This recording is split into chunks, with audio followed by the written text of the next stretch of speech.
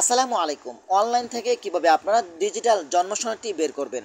আশা করি আজকের ভিডিওতে আপনাদেরকে সম্পূর্ণ দেখানোর চেষ্টা করব অনলাইন থেকে আপনারা ডিজিটাল জন্ম সনদ কপিটি বের করবেন। অনেক সময় কিন্তু দেখা যায় আমরা অনলাইন করা না থাকার কারণে কিন্তু আমরা বিভিন্ন কাজকর্ম করতে পারি না। যাদের এনআইডি কার্ড নাই আপনারা কিন্তু ডিজিটাল জন্ম সনদ দিয়ে কিন্তু আপনারা বিভিন্ন কাজকাম করতে পারবেন সরকারিভাবে। তো চলুন আপনাদেরকে দেখিয়ে দিচ্ছি আপনারা কিভাবে অনলাইন থেকে ডিজিটাল জন্ম সনদটি ফটোকপি কিভাবে আপনারা অনলাইন থেকে ডিজিটাল জন্ম সনদটি বের করবেন। তার আগে ছোট্ট একটি কথা বলবো, যারা আমার ফেসবুক পেজে নতুন অবশ্যই আমাদের পেজটি ফলো করে রাখুন এমন গুরুত্বপূর্ণ নতুন নতুন ভিডিও পাওয়ার জন্য। আর যারা ইউটিউব চ্যানেলে নতুন অবশ্যই আমাদের ইউটিউব চ্যানেলটি সাবস্ক্রাইব করে রাখুন এবং পাশে থাকা বেল আইকনটি অন করে দিন এমন গুরুত্বপূর্ণ নতুন নতুন ভিডিও পাওয়ার জন্য। তো এই কাজটি করার জন্য ফার্স্ট অফ অল আপনি চলে আসবেন আপনার ফোনের ক্রোম ব্রাউজারে। তো আমি চলে আসলাম আমার ফোনের ক্রোম ব্রাউজারে। এখানে আপনি চার্জ বক্স পাবেন।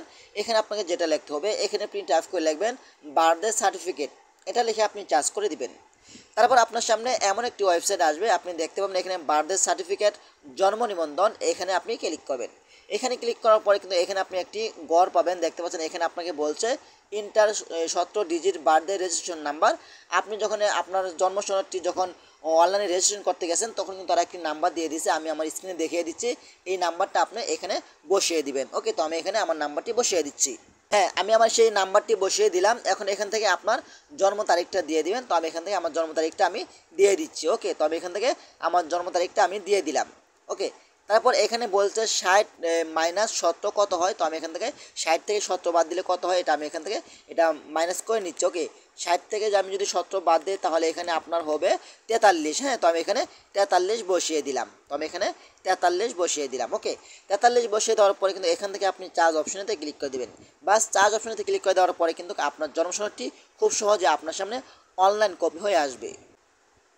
হ্যাঁ, দেখতে পাচ্ছেন কিন্তু আমার সামনে কিন্তু জন্ম সনদটি অনলাইন কপি খুব সহজে বের হয়ে গেছে। দেখতে পাচ্ছেন এখানে কিউআর কোড, এখানে কিউআর কোড স্ক্যান করলে কিন্তু আপনার সকল তথ্য চলে আসবে। আর এটা কিন্তু আপনার যদি এনআইডি কার্ড না থাকে ডিজিটাল জন্ম সনদ দিয়ে কিন্তু আপনি বিভিন্ন ধরনের কাজকর্ম করতে পারবেন এনআইডি কার্ডের মতোই। এটা কিন্তু অনলাইন কপি, ঠিক আছে। তো এভাবেই চাইলে কিন্তু আপনারা খুব সহজে আপনার জন্ম সনদটি অনলাইন থেকে বের করতে পারবেন। অনেক সময় কিন্তু দেখা যায় আমাদের এনআইডি কার্ড না থাকার কারণে কিন্তু আমরা অনলাইন থেকে জন্ম সনদটি বের করতে পারি না। অনেক সময় কিন্তু দেখা যায় আমরা যখন বিভিন্ন সরকারি কাজে আমরা কাজ করতে যাই তখন কিন্তু এনআইডি কার্ড চাই, তখন কিন্তু আমাদের এনআইডি কার্ড না থাকার কারণে কিন্তু আমরা কোনো ধরনের কাজকর্ম করতে পারি না। আপনি চাইলে আপনার ডিজিটাল জন্ম সনদটি অনলাইন থেকে বের করে আপনি সরকারি যে কোনো ধরনের আপনি কাজ করতে পারবেন। তো এখন আপনার এটা ডাউনলোড করে গ্যালারিতে নেবেন কিভাবে। এটা ডাউনলোড করার জন্য উপর থেকে 3 ডট আইকন উপরে ক্লিক করবেন। তারপর এখান থেকে ডাউনলোড আইকন উপরে ক্লিক করে এটা আপনারা সরাসরি ডাউনলোড করে গ্যালারিতে নিতে পারবেন। আরও যদি চান আপনি এখান থেকে সরাসরি কম্পিউটার দোকানে গিয়ে আপনি এটা সরাসরি ফটোকপি বের করতে পারবেন কালার হিসেবে, ঠিক আছে। আর যদি আপনি এখান থেকে সরাসরি নিতে চান এখান থেকে 3 ডট আইকন উপরে ক্লিক করবেন। তারপরে এখান থেকে আপনি দেখতে পাচ্ছেন এখানে শেয়ার নামে একটা অপশন রয়েছে, শেয়ার আইকন উপরে ক্লিক করবেন। শেয়ার আইকন উপরে ক্লিক করার পরে কম্পিউটার দোকানে আপনি চাইলে এখান থেকে ইমেল দিতে পারেন, সরাসরি প্রিন্টে দিতে পারেন। এই মোর অপশনতে ক্লিক করে আপনি তার মেসেঞ্জারে দিতে পারেন, ঠিক আছে। এখানে সব কিছু ব্লুটুথের মাধ্যমে দিতে পারেন, হোয়াটসঅ্যাপের মাধ্যমে দিতে পারেন।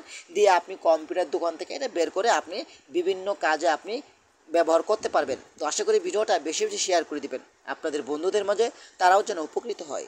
ধন্যবাদ সবাইকে। আসসালামু আলাইকুম।